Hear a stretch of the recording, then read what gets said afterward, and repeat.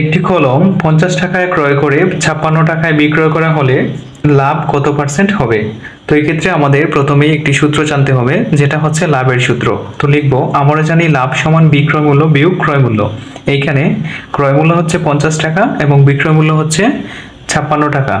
তো প্রথমে লাভের পরিমাণটি বের করতে হবে। তো লাভের পরিমাণটি হবে, বিক্রয় মূল্য থেকে আমরা ক্রয় মূল্যটি বিয়োগ দিয়ে দিব, অর্থাৎ 56 বিয়োগ 50 সমান হবে 6 টাকা। তো এবার আমরা অঙ্কটিকে ঐকিক নিয়মে সাজিয়ে নিব। লিখব 50 টাকায় লাভ হয় 6 টাকা, অর্থাৎ ক্রয় মূল্যটি লিখব, অর্থাৎ 50 টাকায় কিনে 56 টাকায় বিক্রি করাতে আমাদের লাভ হয়েছে 6 টাকা। লিখব আমরা 50 টাকায় লাভ হয়, যেহেতু শতকরা লাভ চেয়েছে আমরা লিখব 100 টাকায় লাভ কত হয়েছে এটি বের করব। তো লিখব 50 টাকায় লাভ হয়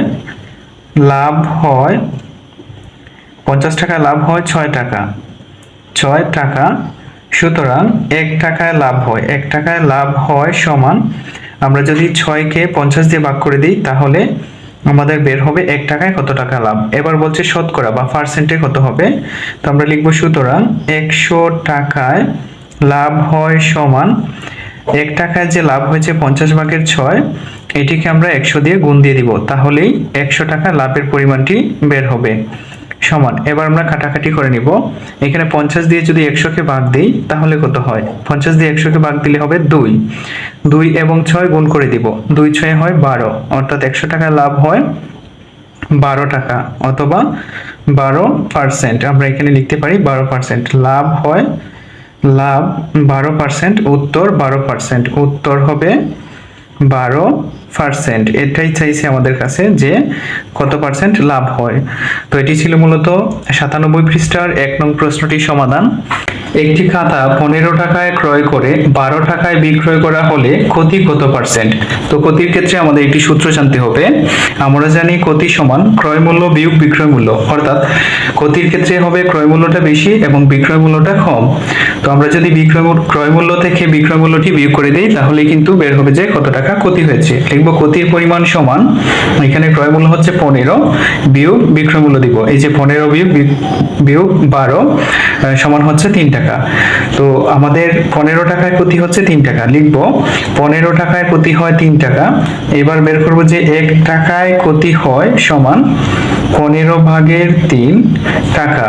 তো 1 টাকায় ক্ষতি হয়েছে যেটা, এবার বের করব যে শতকরা বা পার্সেন্টে কত টাকা ক্ষতি, অর্থাৎ 100 টাকায় কত টাকা ক্ষতি হয়। লিখব, সুতরাং 100 টাকায় ক্ষতি হয় সমান 1 টাকায় যত টাকা ক্ষতি হয়েছে 15 ভাগের 3, তাকে আমরা 100 দিয়ে গুণ করে দিব, 100 দিয়ে গুণ করে দিব, তাহলে বের হবে যে শতকরা ক্ষতি কত পার্সেন্ট বা কত টাকা। তো 15 আর 100-র মধ্যে যদি আমরা 5 দিয়ে দুইটাকে ভাগ দিই তাহলে ভাগ যাবে। তো 15 কে আমরা 5 দিয়ে ভাগ দিলে হবে 3 এবং 100 কে 5 দিয়ে ভাগ দিলে হবে 20। এইবার 3 দিয়ে 3 কে ভাগ দিয়ে দিব, অর্থাৎ 3 এ 3 এ কাটা যাবে, তো হচ্ছে 20 টাকা। এখানে হবে 20 টাকা, অর্থাৎ 100 টাকায় ক্ষতি হয় 20 টাকা বা ক্ষতি হচ্ছে 20%। ক্ষতি 20% আমরা এখানে লিখে দিতে পারি। তো এটি হচ্ছে উত্তর 20%। 20%, অর্থাৎ যদি 15 টাকায় ক্রয় করে 12 টাকায় বিক্রয় করা হয় তাহলে 20% ক্ষতি হবে। এটি ছিল মূলত 97 পৃষ্ঠার 2 নং প্রশ্নটির সমাধান। 1-এর 2 নং, পৃষ্ঠা 99-এর 1 নং প্রশ্নটির সমাধান। এখানে বলছে একজন উদ্যোক্তা ব্যাংক থেকে 8% মুনাফায় 50,000 টাকা ঋণ নিলেন, প্রতি বছর তাকে কত টাকা মুনাফা দিতে হবে? এইখানে মুনাফার যে পরিমাণটা, বার্ষিক মুনাফার হার 8% এবং রয়েছে আসলটি, এবং প্রতি বছর তাকে কত টাকা মুনাফা দিতে হবে, অর্থাৎ 1 বছর, প্রতি বছর বলছে 1 বছর। তো আমরা এখানে লিখে নিব যে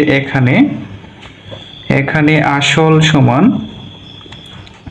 সমান 50,000 টাকা, 50,000 টাকা। মুনাফার হার রয়েছে 8%। লিখব মুনাফার হার সমান 8% বা 8% কে ভেঙে নিলে হবে, এখানে সমান দিয়ে আমরা 100 ভাগের 8 লিখতে পারি। তো এইবার বলছে যে বছরে কত টাকা মুনাফা দিতে হবে, তার মানে সময় হচ্ছে 1 বছর। তো সময়টা আমাদের লেখার প্রয়োজন নেই, আমরা সরাসরি লিখে নিব যে মুনাফার সূত্রটি। লিখব যে আমরা জানি বার্ষিক মুনাফা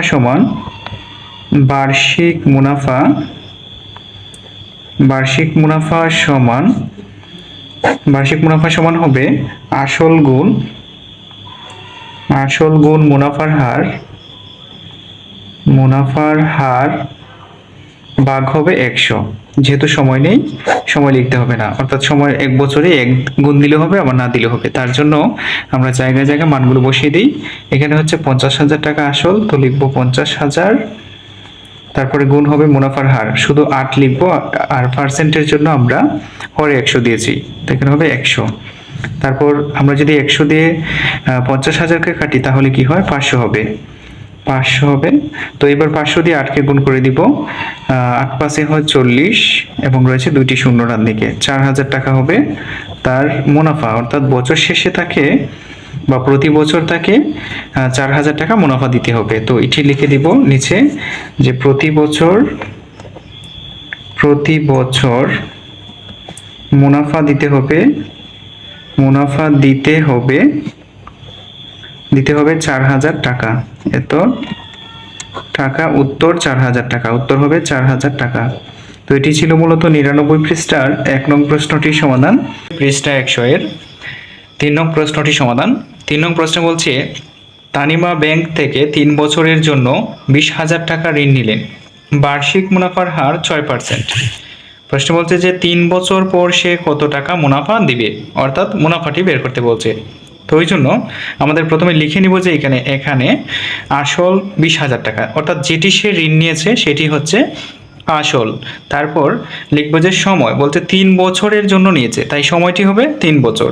এবং মুনাফার হার কত পার্সেন্ট মুনাফার হারে নিয়েছে, 6%। তো লিখব মুনাফার হার 6%। এখানে 6%কে আমরা ভেঙে নিতে পারি, 6%কে আমরা 100 ভাগের 6 লিখতে পারি। তো এইবার বলছে যে মুনাফা কত, তার জন্য আমরা লিখব যে আমরা জানি মুনাফা সমান, একটা সূত্র লিখে নিব, আমরা জানি মুনাফা সমান, মুনাফার সূত্রটি লিখে নিব, এটা খুবই সরল মুনাফার সূত্র। তো লিখব যে মুনাফা সমান আসল গুণ, উপরে হবে আসল গুণ মুনাফার হার গুণ হবে সময় এবং নিচে হবে 100। ঠিক আছে, 100টা হবে ওই 100টাই, যেহেতু পার্সেন্টেজকে আমরা ভাঙবো বা ভেঙে নিয়েছি, তো তার জন্য এখন আমরা আসলের জায়গায় আসলটি বসিয়ে নিব। আসল কত, 20,000 টাকা। তো এখানে বসাবো 20,000, তারপরে গুণ হবে মুনাফার হার এখন আমরা 6% দিব না, পার্সেন্টকে ভেঙে নিয়েছি, তো ওই জন্য আমরা দিব 6 শুধু, এবং এই যে 100-র জন্য নিচে আমরা 100 সূত্রের মধ্যেই দিয়েছি। তারপর এখানে হচ্ছে সময় বলছে যে 3 বছরের জন্য নিয়েছে, তাই এখানে হবে 3 এবং নিচে হবে শুধু 100। তো এখন আমরা হিসাব করে দিই, দেখি মুনাফাটা কত আসে। তো তার জন্য আমাদের 100-তে রয়েছে 2টি শূন্য কেটে দিব এবং উপরেও 2টি শূন্য কেটে দিব। তারপর এখানে রইল কত, 200 গুণ 6 গুণ 3, তাহলে 200 এবং 6 গুণ করি, কত হয় 6 শূন্য 6 2 12, 1200 হয়, 6 2 1200।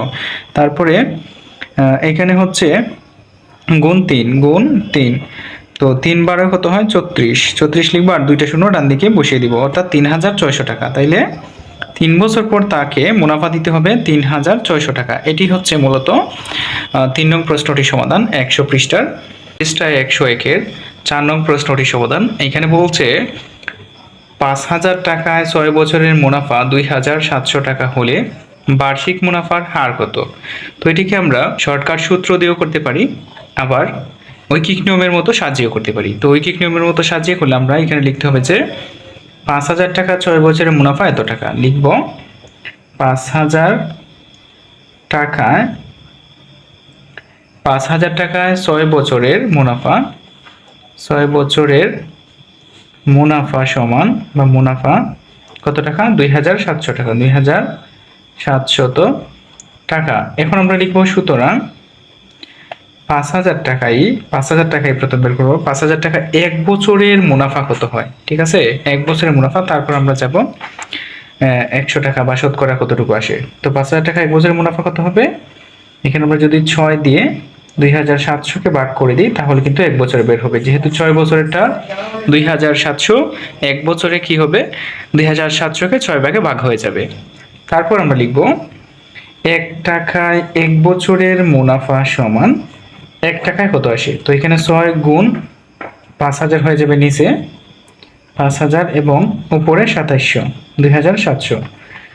কম হবে যেহেতু 5,000 টাকা ছিল এক বছরের মুনাফা, যেটা 1 টাকায় তার চেয়ে অনেক কম হবে, তার জন্য 5,000 দিয়ে ভাগ দিতে হবে, অর্থাৎ এটা নিচের সংখ্যার সঙ্গে গুণ হয়ে বসবে।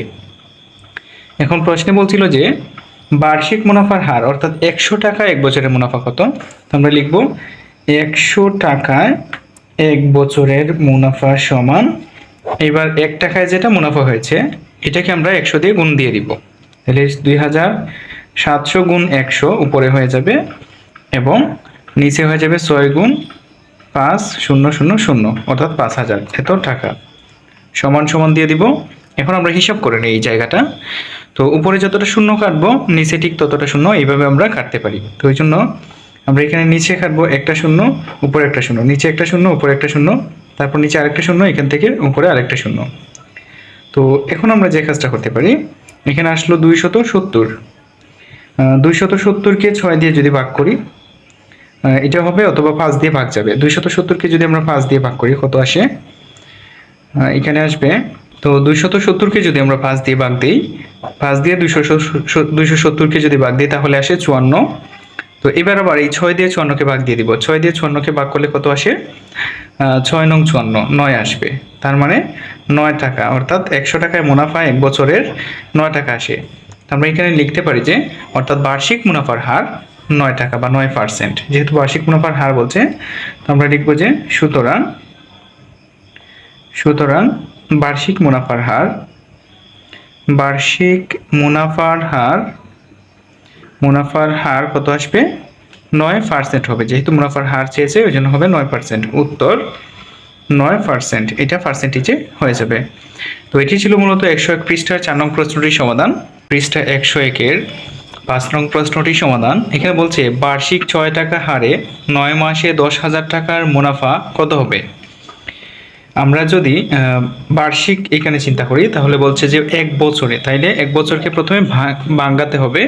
তো লিখবো, আমরা জানি এক বছর সমান 12 মাস। তো এখন আমরা প্রশ্নটিকে সাজাতে পারি, বলছে যে বার্ষিক 6 টাকা হারে, তার মানে 100 টাকার 12 মাসের মুনাফা হয় 6 টাকা বা এক বছরের মুনাফা। তো লিখবো 100 টাকার 12 মাসের মুনাফা 6 টাকা। এবার লিখবো যে 1 টাকায়, আমরা ঐকিক নিয়ম অনুযায়ী সাজাবো যে 1 টাকায় 12 মাসের মুনাফা সমান, তো 1 টাকায় কত হবে, 100 ভাগের 6 টাকা হবে। তো তারপর আমরা লিখবো যে যেহেতু 100 টাকায় ছিল 6 টাকা, এবার 1 টাকায় হবে 100 ভাগের 6 টাকা। তো এখন আমরা লিখবো যে সুতরাং 1 টাকায় 1 মাসের মুনাফা সমান, 1 টাকা 1 মাসের মুনাফা কত হয়। তো এখানে উপরে শুধু হবে 6 এবং এখানে 12টা নিচে 100 সঙ্গে গুণ হয়ে যাবে, 100 গুণ হবে 12, এত টাকা। তারপর প্রশ্ন অনুযায়ী লিখবো। এবার বলছে যে প্রশ্নে 9 মাসে 10,000 টাকার, তো লিখবো সুতরাং 10,000 টাকায় 9 মাসের মুনাফা সমান, তো 1 টাকায় যেটা হয় তার সাথে 10,000 এবং 9 উপরে গুণ দিয়ে দিব, অর্থাৎ 6-এর সঙ্গে গুণ দিয়ে দিব 10,000 এবং 9, এবং নিচে আমাদের ছিল কত, 100 গুণ 12, এত টাকা। এবার কাটাকাটি করে দিলেই হয়ে যাবে। এখন যদি আমরা হিসাবটি করে দিই, তো উপরে 2 শূন্য এবং নিচে 2 শূন্য কাটতে পারি আমরা। এই যে 1 0 2 0, এখানে 1 0 2 0, তারপর 6 এবং 12 কাটা যায়, 6কে 6 দিয়ে ভাগ দিলে 1 এবং 12কে 6 দিয়ে ভাগ দিলে হচ্ছে 2। এইবার 2 দিয়ে এই 100কে কাটতে পারি, 2 দিয়ে যদি আমরা 100কে কাটি তাহলে হয় 50। তো হলো কত, 50 উপরে রইল গুণ 9, 50 গুণ 9 সমান 9 0 0 5 9 45, 450 টাকা। অর্থাৎ 10,000 টাকায় 9 মাসের মুনাফা হচ্ছে 450 টাকা। তো আমরা এটা লিখতে পারি যে মুনাফা 450 টাকা, উত্তর 450 টাকা, এটাই হবে উত্তর 450 টাকা। তো এটা আমাদের বুঝতে হবে যে বলছে যে বার্ষিক 6 টাকা হারে 9 মাসে 10,000 টাকার মুনাফা কত। তাহলে বার্ষিক কথাটাকে ভাঙতে হবে প্রথমে 12 মাসে, তার যেহেতু এখানে মাসে দেওয়া আছে বা চাইছে আমাদের কাছে, ওই জন্য মাসে বের করতে হবে 12 মাসের, এবং এখানে কাটাকাটিটা বুঝতে হবে। তো এটি ছিল মূলত 101 পৃষ্ঠার 5 নং প্রশ্নটির সমাধান। পৃষ্ঠা 103-এর শতকরা অধ্যায়ের 4 নং প্রশ্নটি সমাধান। 4 নং প্রশ্নে বলছে কোনো একটি কারখানায় একদিন 90 জন শ্রমিকের মধ্যে 40% অনুপস্থিত থাকলো, ওই দিন কারখানায় উপস্থিত শ্রমিকের সংখ্যা কত? তো এটির ক্ষেত্রে আমাদের যে কাজটি করতে হবে, প্রথমে আমরা 40%কে ভেঙে নিব। তো লিখব 40% সমান 100/40, 100/40, অর্থাৎ পার্সেন্টের জন্য হচ্ছে হর 100 এবং এখানে উপরে লব হয়ে যাবে 40। তো এখন আমরা লিখতে পারি, বলছে যে 90 জনের মধ্যে 40% অনুপস্থিত। তো লিখব অনুপস্থিত শ্রমিকের সংখ্যা, অনুপস্থিত শ্রমিকের সংখ্যা বা শ্রমিক সমান অনুপস্থিত কতজন? 90 এর 40%। তো আমরা লিখতে পারি যে 90 এর 40% না লিখে আমরা 100/40 লিখতে পারি, কারণ 100/40 আমরা পেয়েছি 40%কে ভেঙে। তো এখানে দিব জন, এত জন। এইবার আমরা যদি 90 এর জায়গায় 90 লিখি এবং এর পরিবর্তে বসে গুণ চিহ্ন, তো এখানে এর পরিবর্তে দিয়ে দিব গুণ চিহ্ন এবং এখানে থাকবে 100/40। এইবার আমরা কাটাকাটি করে নিব। নিচে যদি 100-র একটা শূন্য এবং 40-এর একটা শূন্য কাটি, কাটা যাবে। তারপর নিচে 100-র আরেকটা শূন্য এবং 90-এর একটা শূন্য কাটা যাবে। তো এখানে থাকলো কত? 9 এবং 4। 4 এবং 9 রয়েছে গুণ আকারে, তো আমরা গুণ করে দিব। 9 এবং 4 গুণ করলে হয় 4×9 34, এত জন, অর্থাৎ অনুপস্থিত হচ্ছে 34 জন। তো প্রশ্ন বলছে যে উপস্থিত শ্রমিকের সংখ্যা কত? তো আমরা যে কাজটা করব, লিখব যে উপস্থিত শ্রমিক সমান উপস্থিত শ্রমিক হলো উপস্থিত শ্রমিক সমান মোট যে শ্রমিক রয়েছে তা থেকে অনুপস্থিত শ্রমিক বিয়োগ করে দিব, তাহলেই আমাদের উপস্থিত শ্রমিকের সংখ্যা বের হবে। তো লিখব উপস্থিত শ্রমিক সমান 90 - 36। 90 থেকে 36 বিয়োগ করে দিলেই, অর্থাৎ মোট শ্রমিক থেকে অনুপস্থিত শ্রমিকের সংখ্যা বিয়োগ করে দিব, তাহলে বের হবে যে উপস্থিত কতজন। তো এখানে 0 থেকে 6 বিয়োগ করে জানা, তাই 10। 10 থেকে 6 বিয়োগ করলে হচ্ছে 4 এবং এইখান থেকে আমরা 1 নিয়েছি, তাহলে 8। 8 থেকে 3 গেলে হবে 5, অর্থাৎ 54 জন। উপস্থিত শ্রমিক হলো 54 জন। লিখব উত্তর 54 জন। 54 জন, এটি হচ্ছে আমাদের 4 নং প্রশ্নটির উত্তর। তো প্রিয় শিক্ষার্থীরা, যদি ভিডিওটি ভালো লাগে অবশ্যই লাইক, কমেন্ট এবং শেয়ার করে দিবেন। ধন্যবাদ সকলকে।